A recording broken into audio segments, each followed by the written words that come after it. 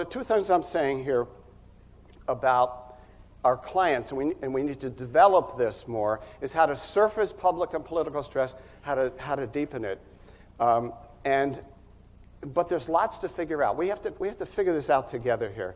This work of bringing the political stress into therapy can be anxiety-producing for therapists. So we need, as I said, a lot of us working on the craft of these, what I call personal public conversations. For example, this is just some of the stuff we have to figure out. When is it therapeutic, and when does it become a way to avoid real work? How and when does a therapist share personal views and reactions with clients? I'm not going to answer these questions here, and not that I have the full answer, but I've thought about them a lot, and we need therapists thinking this through and experimenting. What happens when the therapist gets triggered by a client's polar opposite or even offensive public views? Since most therapists are on the liberal progressive side of the spectrum, how do we avoid letting therapy be seen as part of a partisan political agenda? And how do we avoid sending messages to clients that our regard for them depends on whether they agree with us politically?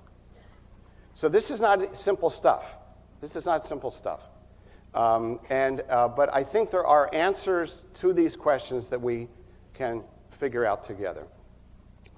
Now I want to shift to the other side of this, what happens with the public domain, what I call civic commitment. So if it's hard to talk about public and political issues and stress in therapy, we have very little background and history of talking about civic commitments. In fact, what I'd like to argue and challenge our field is that civic commitments have either been ignored or disparaged traditionally in much psychotherapy. So I had a wake-up call on this. I had worked with a married couple for a couple of years. They had had a lot of problems. They were dealing with step-family issues, financial issues, unproductive ways to deal with conflict with each other.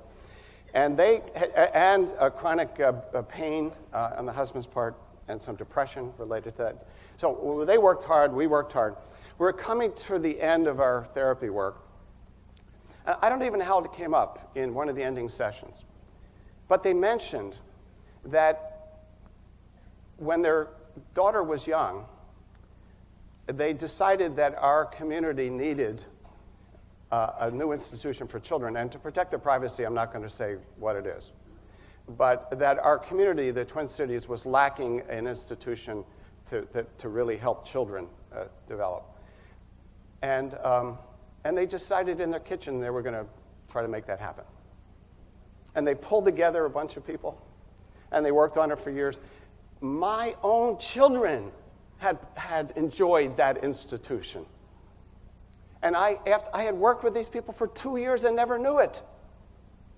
But what I realized, there was no space for it.